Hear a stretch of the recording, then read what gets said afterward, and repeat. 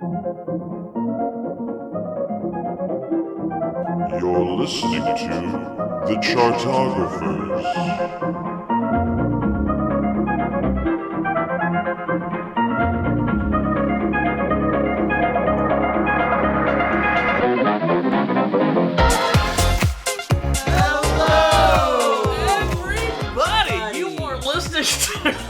The Chartographers! It's that music-loving podcast for music-loving people where people love imitating my opening vocal incantations, but don't worry, guys, first off, I'm gonna stop... Music-loving podcast for music-loving people. That was terrible.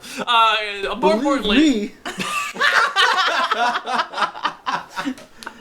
Apologies to Tim Kaine.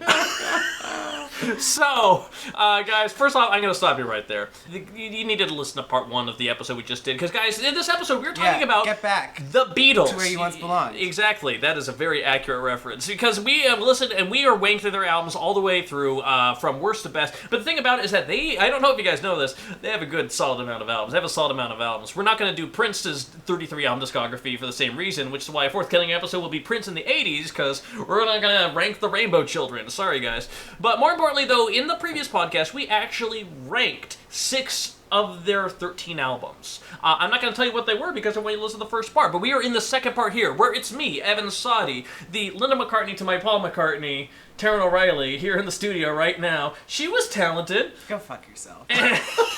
We also have ChicagoNow's Bill Mayeroff. We have CHIRP Radio's Bobby Evers. They are here in the studio, and we are going to finish the job that we started, just the 4 of us.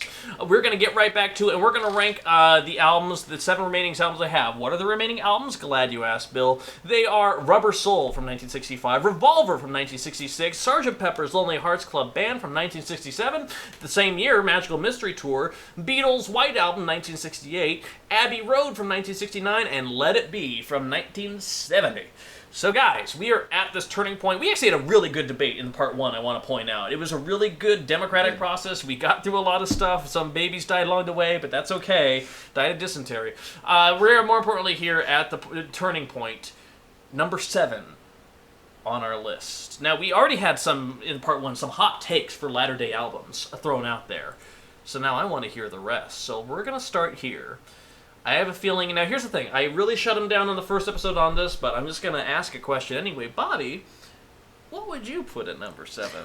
Number 7, Evan, I think I would do Magical Mystery Tour. Mm-hmm. I'm a little bit more okay with it now, because we've got some other stuff out of the way first, but I'm willing to hear contrarian opinions. You know what? Honestly, I love Magical Mystery Tour. If you had asked me 3 days ago, it probably would have been my number 1. Mm-hmm. That is no longer the case.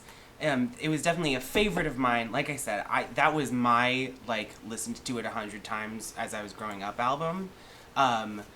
But I think I would be perfectly fine, especially given what we have left, to either put Magical Mystery Tour or Let It Be at number 7, and then have the other one go next. Bill, I'm looking right at your face. Yeah. Well, having argued for putting Let It Be lower down on the list than it's going to end up.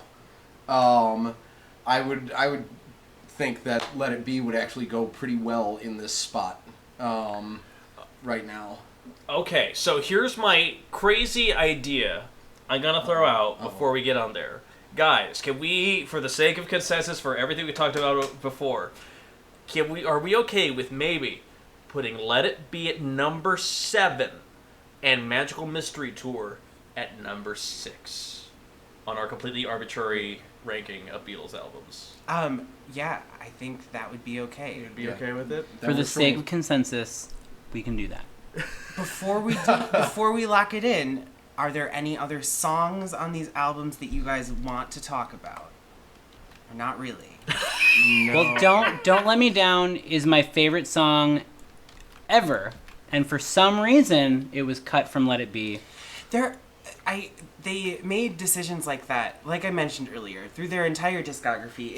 If all you have is their core albums and you don't have some sort of singles compilation, you really need to fix that. Yeah. Because there's just so many incredible Beatles songs that aren't on an album at all. They were only released as singles. Yes. I mean, like, Hey Jude sold 400 million, or not 400 million. Listen, everyone in the world had that Every single. single person. No, 4 million. It sold 4 million copies. But that's still, I mean, that's more than most albums. That's more than any album sell today at this point. So, like, They were the Thriller of their day. Basically. So, no, I think, but yeah, Well, and, you we've know- basically touched on Let Yeah. It Be. Although there's one other thing we kind of didn't really touch on before, and actually we talked to Bobby about this prior to the podcast as well, about Let It Be the film, because again, they were filming, themselves in the studio, couldn't do this, back to basics kind of rock thing. I had forgotten how many movies they had. Right. Like, wow. Including Sgt. Pepper's Lonely Hearts Club Band, starring the Bee Gees No. and Peter They were Frampton. just, like, I don't know, I feel like almost they shouldn't have tried to be so multimedia. They like, couldn't have known. Their, Right.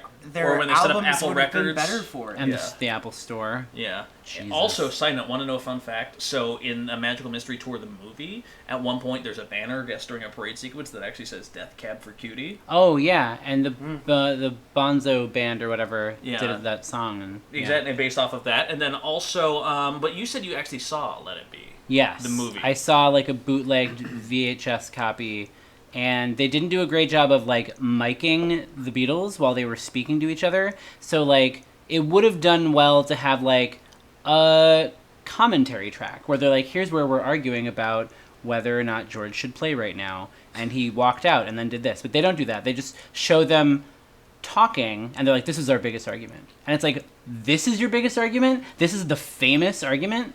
Like, it's not Gallagher Brothers level, but we'll take it. It's right. fine. Like cool. it's not quite the most watchable, accessible documentary. Yeah.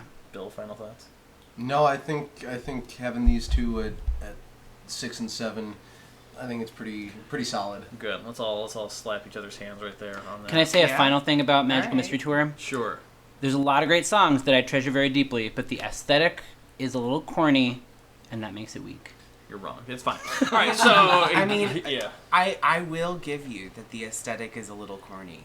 it has some of the greatest it is- pop it singles of has all some of- time in right. one place. You Right. can say that about a lot of their albums, but this one in particular. I feel like Flying, especially, it takes like what could be charming and pushes it past the point into corny. Mhm. It makes the rest of it feel more. Kind of like it. I understand what you're saying I for know. sure. Yeah. All right, cool. Well, in that case, guys, we're left with 5 fucking Beatles albums here: Rubber Soul, Revolver, Sgt. Pepper's, The White Album, and Abbey Road. What the fuck was that? I was trying to do the voice of the random guy on the speakerphone during Yellow Submarine. Oh, okay. That. Anywho, I don't. It wasn't. I have no idea. Yeah, no, that was. It was terrible. Okay. Hey, guess what? Bill Mayeroff is here. Hi, Bill. Hey, Hey, guys. Bill. You have a number 5 album. That's what I just heard. Do I have a number? Yes, I do. Some And- blackbird came down with a note in his mouth saying No, that you had no, this. no blackbird. Let's talk about the I Am Sam soundtrack. No, we're gonna save that for the happy hour. Yeah. That reaction though was genuine and wonderful. Thank you. This Thank is a you. tough one. I'm not gonna lie. This is you a do re- not have this an is a really enviable tough task one. right now nominating No, something. but actually, in my mind, it's fairly clear. And this is where I'm going to suggest Sgt. Pepper belongs. Okay. Okay. And as I've Bobby's you know giving us said a face. in the last episode a bit without giving too much away, because I definitely want people to go and listen to it. But I think I don't feel like it's a cohesive album. I don't think there are a whole lot of great songs on it. I think A Day in the Life is spectacular. I think the good songs are spectacular. A Day in the Life is spectacular. I think Being for the Benefit of Mr. Kite is spectacular. What else is on there? I mean, Lucy in the Sky with Diamonds is definitely an iconic Beatles song. And as is, even though I don't think it's a great song, When I'm 64 is another one of those iconic songs that's going to last through the ages. And the only reason I've been thinking about it is because my father just turned 64, and Yeah. That I've been I'm giving not him a fan of lot Lovely Rita. fun Personally, fact: yeah. When I'm 64 has been sung at multiple O'Reilly family gatherings. Like my dad and his sisters just start singing it, and then my grandma joins in, and they're all singing the Beatles just because they feel like it. and they like make it through the whole thing. It's really Wow. impressive. That is. But that being said, I think Good Morning is kind of a weirdish failed experiment. I'm also not a huge fan of Lovely Rita. But with, besides those, I think that this is a really incredible album. I actually really love all of George Harrison's Indian experiments. Yeah. So Within You, Without You is like one that I've been going back to, especially this week. I would actually say I would put Revolver at number 5. Nope, no. not happening. Not happening.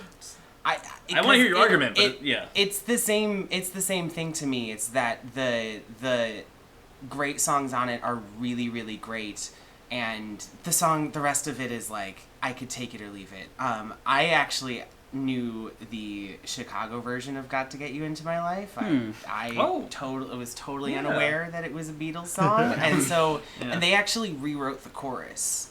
They changed they repeat the title a couple more times with a different melody, and then like rewrote the horn riff at the end of the chorus. So it's very interesting. I actually think, now that I've listened to it a couple times, I prefer the original, because it's definitely a very different feeling, a very different vocal delivery, but it's still the same basic like 4 to the floor guitars and horn section. But then Eleanor Rigby obviously is an incredible song. But then also you start having truly, and I mean this, For No One, when they get the craziest, most out there sitar experiment, the textures they developed in there, even to this day in 2016 when we're recording this, sound modern and progressive and forward in a way that few things have. Tomorrow Never Knows. What a fucking amazing psychedelic But Dr. ending. Robert though. Here's the thing, I will go ahead and say that Revolver does have some weak spots. I'm not opposed to it. I don't even love Taxman all that much, personally. Oh, I don't really like Taxman. Because the lyrics are I get it, but it's stupid. But that... Taxman, by the way, I just learned this this week. George Harrison didn't play the solo on Taxman. Who did? Was that... Paul. Yeah. Oh, Paul. Cool. Huh. Paul played that solo. I had no idea until literally 2 days ago. And you hosted Bill's Beatles Bonanza. Right, no, this is that was so weird to me when I found it Right. out. I mean, Paul's a talented enough musician, but he's not a George Harrison level guitarist. But then you had She Said, She Said, which is kind of one of the most interesting psychodrama songs that they've done in some time. And Your Bird Can Sing. There's so many amazing, trend-setting, life-changing songs on this album. You barely touched on it a second ago, but I think we need to expand on Tomorrow Never Knows. Yeah. I mean, that was truly an original moment in and of its own. That's one of their biggest songs where this week I was going, oh, this is a genre. Right. This one thing that they did here is now a huge spanning, tens of bands all fitting into this one sound that they didn't replicate again. But that being said, I also want to point out that the one thing I love about the Beatles is that because they're so iconic, because everyone knows them, there's this instant classicness that's kind of associated with them, and as such, something like Tomorrow Never Knows or For No One, they sound progressive and modern even to this day. And then you get over into some of the synth parts of Abbey Road that sound way more dated than you would ever give them credit for too. There were a couple parts that just kind of way a little bit. That's when they started using real true Mellotron. Electric piano. Yeah. And it almost to the point where I was like, wow, if this had a computerized drum beat, this would sound almost like EDM. Seriously, some of the tracks on there, because it's so staccato. Yeah. I forget which song that was, but we're not putting Abbey Road here yet. No. So and I move totally away from understand. that. But we're also not putting Revolver here. All right, now. so as a thing thrown in a bicycle wheel, I think that everything that you said, Bill, about Sgt. Pepper is how I actually feel about the White Album. It doesn't have cohesion. It is the sound of 4 artists working in separate rooms, not collaborating, and the Beatles aren't as good when they aren't collaborating. But it's 31 songs, which on the one hand, the weak things should the worst things they've ever recorded. some of the worst things they've ever recorded, but because it's 31 songs, the sheer breadth of incredible iconic songs on the White Album have to push it up.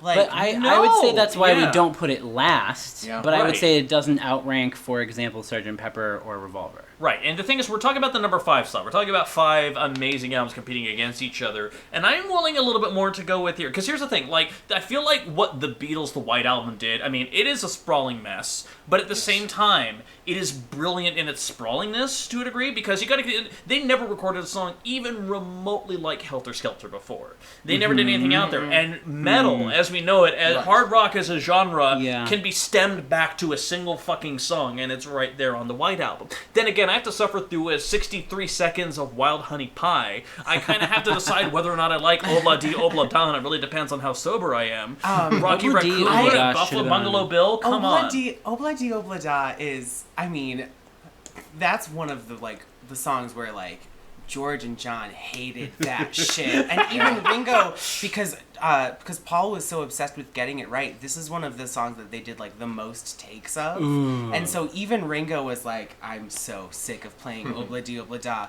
And they, but it, to me, it sounds like classic, like, this is what Loggins and Messina were doing, like, the next year. Like, It should have gone on Let It Be, maybe. Huh. Just as it's like a little schlocky, a little, I don't know. it's true. It is probably the most, like, huge grin on your face, bopping side to side kind of song on here. Everything else has a little bit either, like, a harder rock to it, or is, like, full beautiful balladry, or piggies.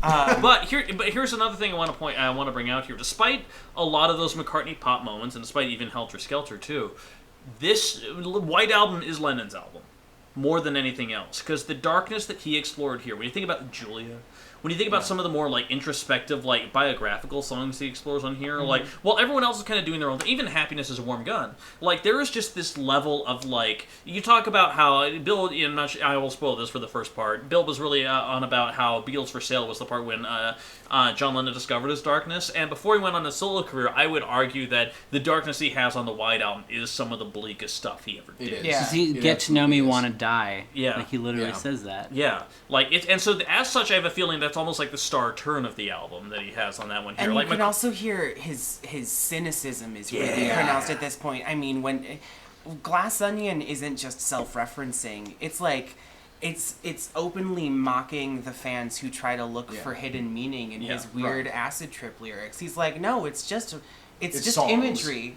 Yeah. It doesn't.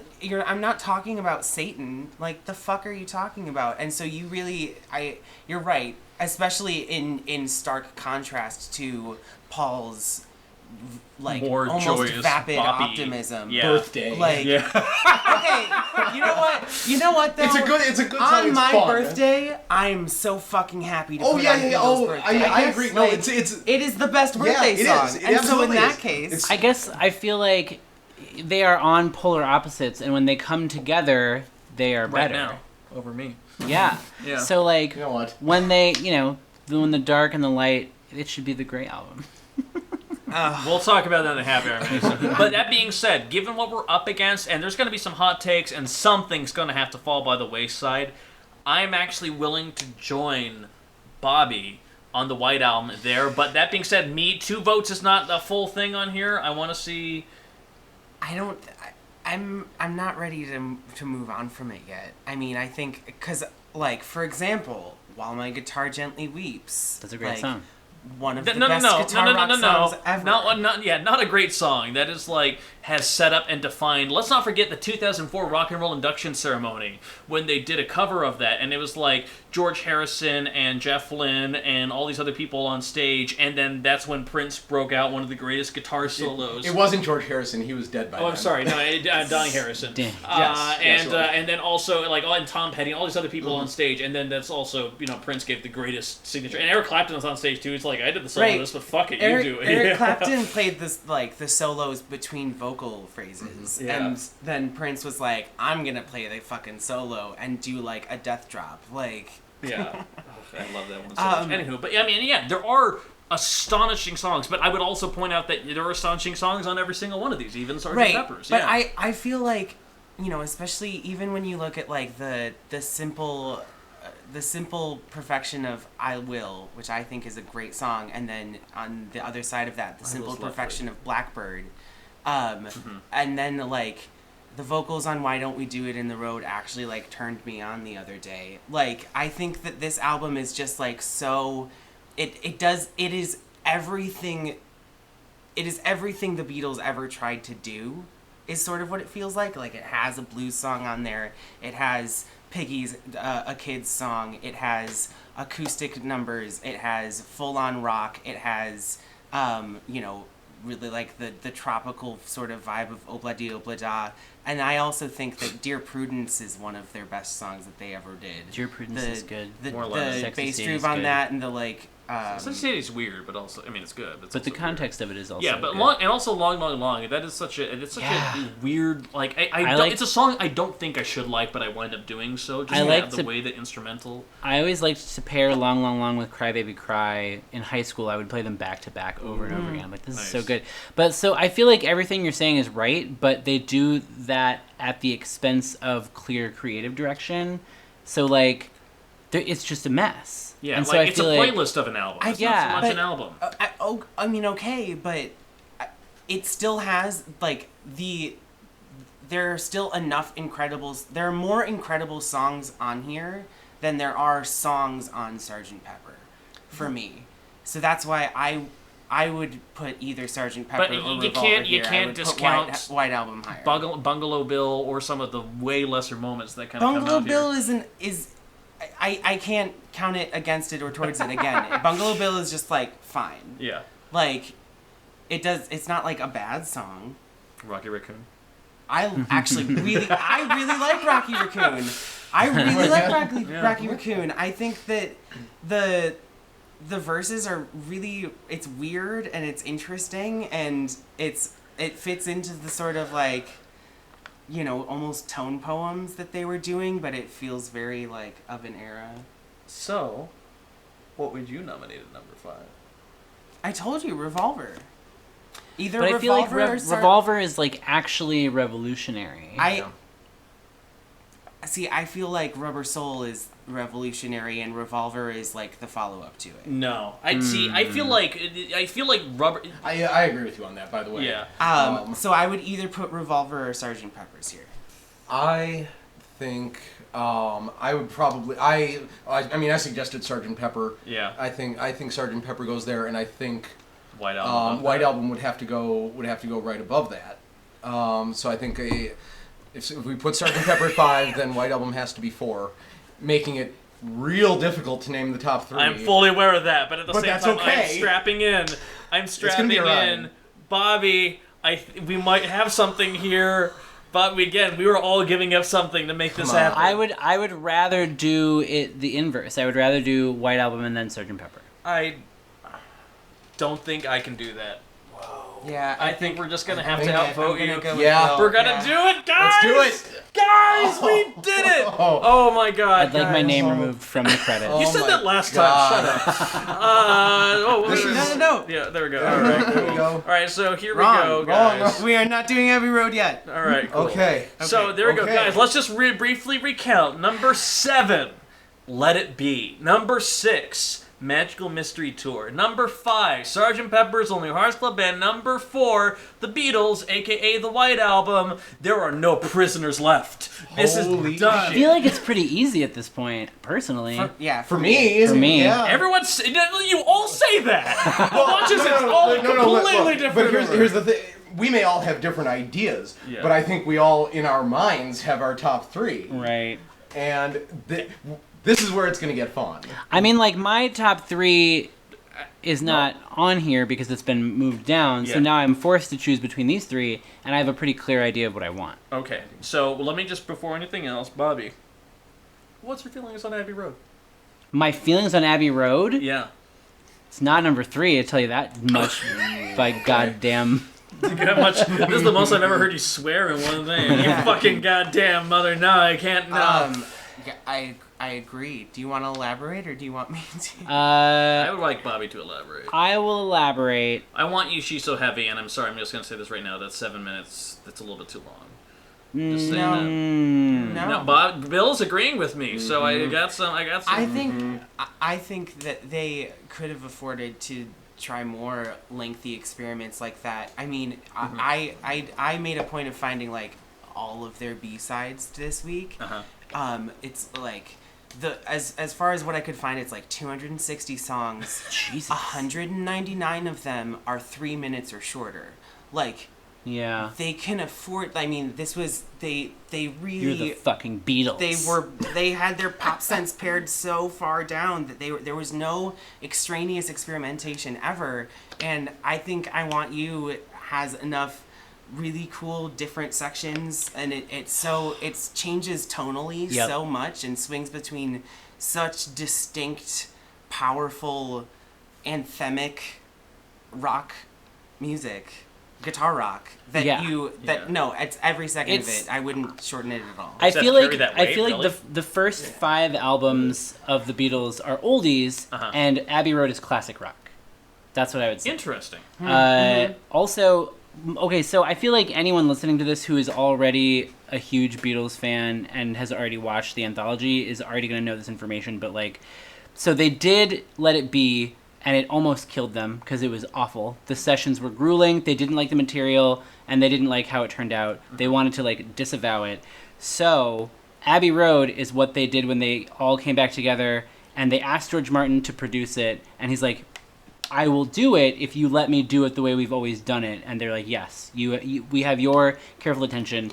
And they made a perfect album. And the side 2 is this amazing suite that they never did before or since, of just like all the songs running into each other. And it's just this perfect thing that I don't know. It's just, yeah. I think, and it's especially interesting because they have disavowed the medley a little bit. They disavowed the medley? In like years following, they John Lennon disavowed a lot. Yeah. So he also said a lot of salt. But he was like, oh, it's just stupid little short songs, little unfinished bits. But it's also like some of these quote unquote unfinished bits are longer than songs on Please Please Me. Like, I think that She Came In Through the Bathroom Window to me sounds like every rock opera that's ever happened since. Like these long forms, these little like slice of life snippets that they had in this second half medley, like really I mean Sgt. Pepper's did this too, but then I think this sort of knocked it in, the sort of idea that you could make an entire suite of music with rock. Classical was what did that. You didn't do that with pop rock. And so that really opened the doors for a lot more experimentation, long form experimentation. And that's great, but I think that the idea that Abbey Road is a perfect album, I think there's... Oh, I don't think it's a perfect album. Okay. Because, I mean, honestly, when you think about Carry That Weight, when you think about You Never Give Me Your Money, like, these are... Yeah, again, it falls in that same fucking All Together Now, fucking Yellow, like, it's just that whole chant-along, sing-along thing. It feels like a boring rehash of what they've done before. And I also, and listen, I also don't want to be that guy, but fucking Octopus's Garden, you know. Fuck that song. It is Yellow Submarine Part 2. It is dead to me! But guys, wow. Guys, it was so great when they did it on the Muppets. Well, never mind, guys. Number 1, Abbey Road. Legitimately, though, that was one of my first exposures to the Beatles at all. Was it all of them, or was it just Ringo? I think it was just Ringo, or maybe even Kermit sang it. I don't remember. But they did that song on the Muppet Show, and I remember watching. That's like one of my earliest memories, and so everyone gives shit to Octopus's Garden and Piggies and Yellow Submarine, and I'm like, I think these are really important because they expose the youngest possible brains to the Beatles. Like, it was really, there was literally, there is something there for everyone. Really, yeah. And it's a perfectly fine song. Should they have followed it with I Want You, She's So Heavy? Absolutely not. What a fucking terrible transition. But I don't think that, I mean, it's certainly not a detriment to the album. I think it's delightful. But, and here's the other thing, and I want to be really critical about this right now, and I joked about it earlier, but Bang Bang Maxwell Silver Hammer, not actually a great song. No. Like, it's kind of creepy a little bit on the back end, which is fine. They've done creepy before. They've done creepy plenty of times, but it's just like, okay, I mean, the thing I loved about this album is that they were concisely weird. They were, like, out there, especially lyrically, on the lyrical front. They were in a different creative realm than they were before, but they really, unlike the White Album, they really restrained themselves in interesting ways. They kind of pulled it in a lot closer, accessible vibes. But I also think that this album has a couple of their most, like, stunningly beautiful moments. Well, Here Comes the Sun, I would argue, is George Harrison's greatest contribution. That is what you would say is his greatest contribution? Yeah. Not Something? I was... Yes! Oh my god. What? Are you kidding me? Are you kidding it's me? absolutely Something. No. It has to be Something. No. Oh. Something is the song that George Martin said that was now equal to Paul and John and had not been until this song. Well, I mean, that I do agree with. It's still not his greatest fucking contribution. Come on. I mean, no, but I... Bill, you've been I was conspicuously actually- silent I was through gonna- all of this. I was gonna say that actually it's Something and Because are, Yeah. like, two of the most beautiful things they have ever put to take. I can get because behind I Because. can listen to Because any moment of any day. I absolutely love that song. I think it's gorgeous. Bill. So you talk about George Harrison's contributions to this, and you had mentioned, his weakest or strongest contributions. Are you talking about to the album or in general? To the Beatles canon? A bit of both. I think that While My Guitar Gently Weeps is his best song ever, but Something is close. But here's the other thing I want to point out. I feel like we can nitpick, because, a little spoiler alert for how we produce this podcast. We have the track list in front of us right now, so we don't sound like complete garbage humans that don't know what we're talking about. The songs. But the thing is that I feel like Abbey Road, you could pick apart individual elements, and I gladly will, because there's some shit on here, I'm telling you. But the thing is that it feels more like an album It's so experience. cohesive. Right, exactly. And I feel like you can pick apart Rubber Soul a little bit earlier, because you're like, here's a good song by John, here's a good song by Paul, here's a bad song by Paul. Like, you could do that a little bit more than you could do with Abbey Road, which does feel like it was considered as an album experience. Because the thing that we noted about all of this, we talk about these things, Sgt. Pepper's Lonely Heart Club Band did a really amazing thing, because that truly was an album. It's Because the first concept album. yeah, because previously albums were collections of songs, and sometimes there was some cohesion to them. Frank Sinatra was trying a lot of different experiments, especially at the time as well, of doing, like, songs that kind of were in a certain vein, like almost telling a story of, like, a young couple in love or whatever. But the Beatles actually, in a rock context, did it. Sgt. Pepper's was the first album. So as such, like, it's not as much a series of songs, it should be experienced as a whole. That being said, there still are weaker moments. But Abbey Road, it's that same thing. It is better as an album. We will nitpick over these things, and I will gladly nitpick over fucking Carry That Way. But at the same time, it is a stronger album than it is a collection of songs. That being said, Bill. So I'm gonna say that I think Abbey Road should be here at number 3, and my reasoning for it. I'm so glad I invited Bill, guys. No. Enough. I warned you when you did. That I was gonna throw a wrench into things. Yeah. So if I would be willing to rank Abbey Road higher, if it did not have Golden Slumbers and Carry That Weight. I don't know. I don't understand what's wrong with I- Carry That Weight. Yeah, if you're those are- fine, those are- yeah. if you're fine with Hey Jude, and like I'm not fine with Hey Jude. No, Hey Jude is I completely hate that different song song. than that. Carry That Weight is... I hate Hey Jude. Hate Hey Yes. Jude. Yeah. Yes. But he loves Beatles for Sale.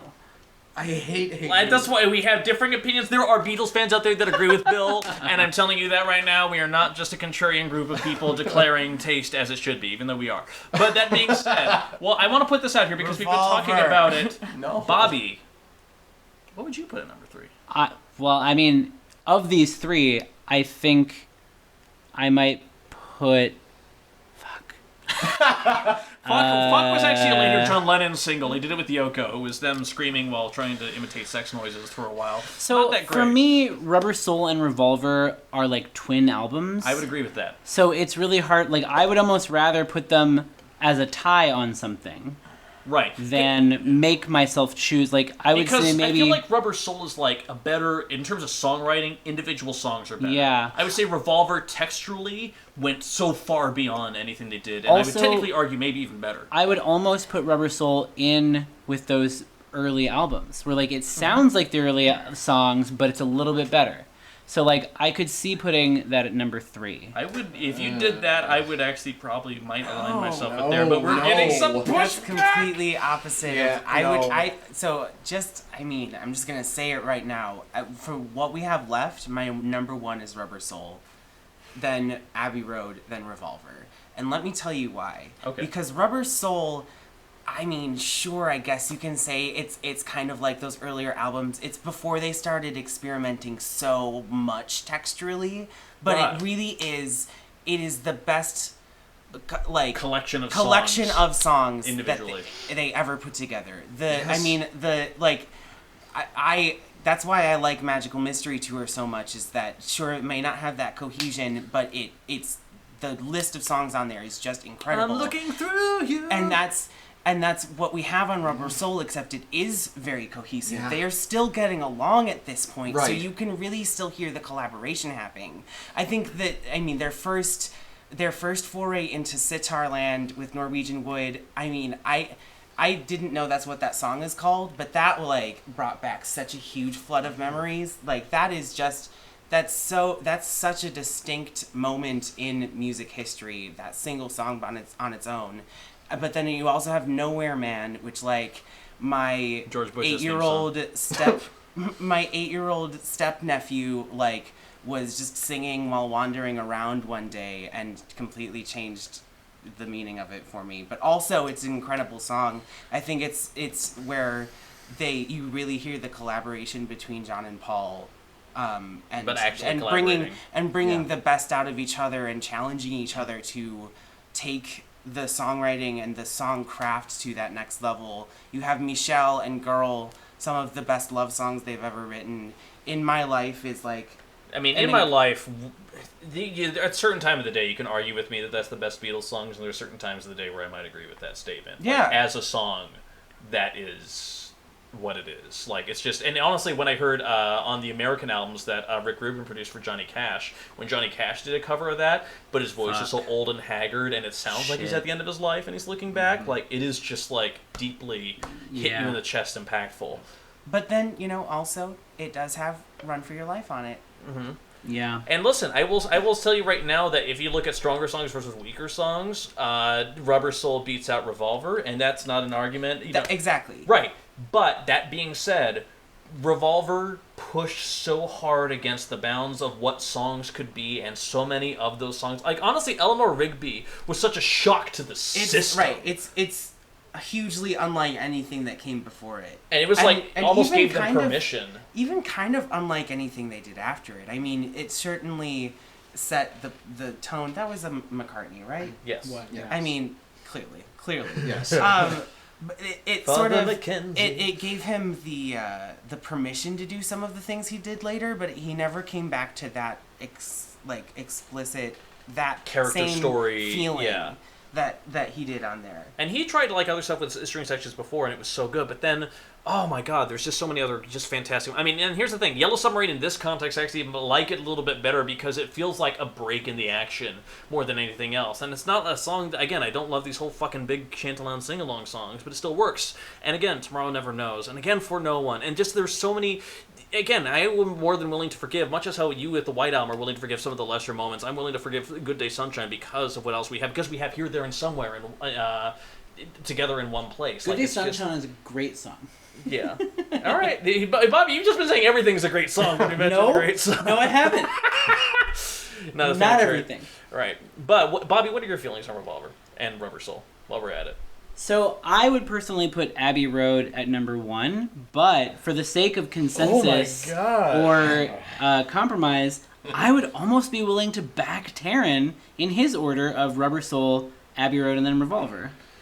Because that narrative says, I don't know, that says the introduction of experimentation is the best thing that they did, and then It's right. It's the distillation of I kind of said this earlier, but I think it's even more true about Rubber Soul. It's the distillation of everything that the Beatles are. yeah, it's the first the hit best of of a both joint. worlds. It's like being introduced to a joint by Well, Bob it's Dylan. also right when they first started smoking pot. Right. So they weren't they weren't like doing LSD and Right. doing 100% weird mental side note. 100% side acrobatics. note. And this has nothing to do with anything. But there's this amazing book that I reviewed a while ago, and I can't remember the name of it. It talked about record industry people throughout the years.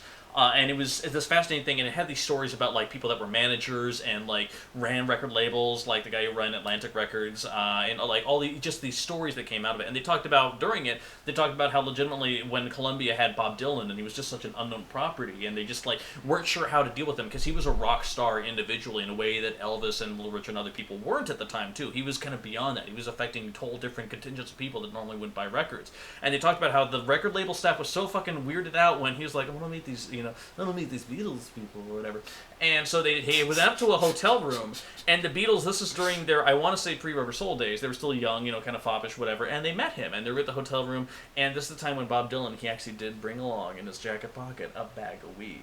And everyone's like, they're kind of excited and a little bit nervous there, but and all the record execs were like freaking out. They're this like upper level multi-floor, office in New York. So they just get a whole bunch of towels and just put them underneath all the door because they aren't sure what's going to happen or whatever. Or they're worried about this person introducing this drug to the Beatles. And then they take a couple hits off it. They're not really exactly sure. And then they just start laughing like idiots with Bob Dylan. And apparently the thing that got them really going was Bob Dylan picking up the phone constantly and being like, oh, we got some Beatles up here. They're acting like wily ones or whatever. Just like saying some dumb shit about them being there, and they were just cracking the fuck up. Like it is astonishing and weird and ridiculous. But yeah, I really feel like the LSD experiments, like I can't place when they started. I do know that clearly Revolver was the start of something there. I believe that was post India, right? Am I not? No. Or was that Sgt. Pepper? I think it was like. Wasn't White Album post India? I think so, because then that's when they started doing Sex Sadie, which is when they were trying to get Mia Farrow's sister to come out. They went. They were in India as Magical Mystery Tour was being released. But Norwegian Wood is where George Harrison started experimenting with sitar, which is not necessarily the same thing as like going on the retreat or whatever. Yeah. But I don't know. I have a very close personal relationship with Rubber Soul. The love songs on that got me through a really bad heartbreak when I was 14, 15 years old. Was her name Michelle? No. Was her name Girl? No. Her name was Wade. And I had less of a close relationship with Revolver, but I think that it's basically a flawless album. But I don't know. I always think that Abbey Road is like a perfect album, so it should be number 1 and number 2 for me. That's the thing about Revolver for me, is that it is very good, but it's not. It will never be my favorite. Like I'm not. It is my favorite. I'm telling you. I'm not thinking of I want to put on the Beatles and I immediately go to Revolver. Right. Like I do with Abbey Road or Rubber Soul or a bunch of the albums we've already buried. Bill, host of Bill's Beatles Bonanza on WVKC. Archived episodes available at WVKC.org. Are they really? Are they really? I don't think they are. Clue. I would be if some of the are. episodes that I did of my fucking show, Electric Slinky, I would be really fucking worried because I said Of course, your show was called Electric. We Slinky. also one time, me and the host Eileen, we improvised a song on air about her love affair with Donald Rumsfeld, and it was pretty goddamn funny. I do have that recording because that was amazing. Wow. But that's all I'm saying. It was topical at the time for 2006-07. Yeah. Anywho, Bill. So, I'll give it away since Taryn gave away his top 3. We can give it away. If it were just me doing this, it would be Rubber Soul, Revolver, and Abbey Road. I don't think it's going to end up that way. For the purposes of this podcast, I think it should. But again, I'm willing to be outvoted. It happens. So here's the thing I think we had very recently, and again, we're talking about 3 albums that for a lot of people, for all intents and purposes, would define as perfect in their own ways. Like, this is the Beatles we're talking about. Right. They're considered one of the greatest bands of all time because, guess what? They're one of the greatest bands of all time. Yeah. So that being said, I think we do have a consensus vote that Rubber Soul should be number 1. I think we can all be a little bit maybe iffy about 2 or 3, maybe, kind of, sort of. I'm always willing to listen, so... I know, exactly. Like, we could... What's your standalone top 3? My standalone top 3 at this point would be Revolver, Rubber Soul, Abbey Road. Okay. That's my... Like, you look at this like you're questioning, like, you don't know me at all, but you know No, That's fine. Yeah. So that being said, I think we might be able to call it, just because of the way the consensus works. We have 4 people, and that being said, with 4 people here, I thought there was going to be a lot more locking of horns than there was, and there was some, but we made our way around it because guys, we're talking about the fucking Beatles. If I did this, I'm just going to show the screen here. For the record, Evan is pasting the word revolver in number 3, Abbey Road in number 2, and Rubber Soul in number 1. Yeah. Do we? Bill's I shaking his head. I am okay with it. Guys, I can live with it. Listen, this is one of the things. This is a consensus that was released by people that have very strong, very pointed, very incredible opinions. Oh my god. And I just want to say, we did the... I honestly didn't think we were going to be able to. I think we did the impossible. We ranked the Beatles, starting at number 7 for part 2, Let It Be. Number 6, Magical Mystery Tour. Number 5, Sgt. Pepper's Lonely Hearts Club Band. Bill's really happy about that not being number 1. I can't even begin to tell you. It wasn't going to be number 1, let's be real. Number 4, The White Album. Number 3, Revolver. Number 2, Abbey Road. Number 1, Rubber Soul. Bill, you didn't really talk about Revolver a lot. No, I didn't. Revolver is one of those albums that comes up a lot when people are talking about like the best Beatles albums. The one I most constantly hear is Revolver. Mm-hmm. And it is a wonderful album, but I think why I put Rubber Soul... There have been days when I've gone the other way. Back and forth, when I've gone back and forth. More often, I will rank Rubber Soul number 1 and Revolver at number 2. But I have had moments where the two have kind of switched places in my head. The reason I keep going back, I keep putting Revolver or Rubber Soul, a step ahead of Revolver, is because I think Rubber Soul is. We talked about before how it sort of bridges this gap between the two, between 2 eras of the Beatles. The early Beatles. Essentially. Yeah. And I think because of that, it's the best example of the Beatles in a kind of defining a moment in time. That was who the Beatles were in 1965. Late 1965 when it was released, and they're on this precipice between the I Want to Hold Your Hand Beatles, from the early 60s, and the kind of going into the psychedelia of your Sgt. Pepper's and Magical Mystery Tours and Revolvers. They're right there, and you can feel that change. I think you can feel them making that transition, and it just it's the best example of everything that the Beatles were and everything that they became all in one album. Interesting. And I think that makes it. It's not a perfect album, but I think it makes it as close to perfect as it can be. I have over there on my bookshelf, I have the VH1's ranking of the 100 greatest albums of all time, which is, by the way, a really fucking weird ranking. They have so many Aretha Franklin albums on there. They have 4, and I'm like, listen. Weird. I know, I'm just listen, there was some heavy bias in here, but heavy bias. But they list Revolver at number 1, and part of the reason they say is that if all of pop music collapsed and died in one single moment, and you had to pick an album to plant in the ground to have it grow, pop music grow up to the way it is right now, they said Revolver would be the one to do it with. Because I think that texturally, in terms of what it did, in terms of the expansiveness, it did so much more beyond just the simple pop rock 4/4 template in that realm, that it just was kind of the basis for so much. But it doesn't quite have the songwriting chops. Which is why I'm happy that it went at number 3. That feels exactly correct to me. Yeah, because it still beat out a shit ton of other things. It beat out a shit ton of other things because it is so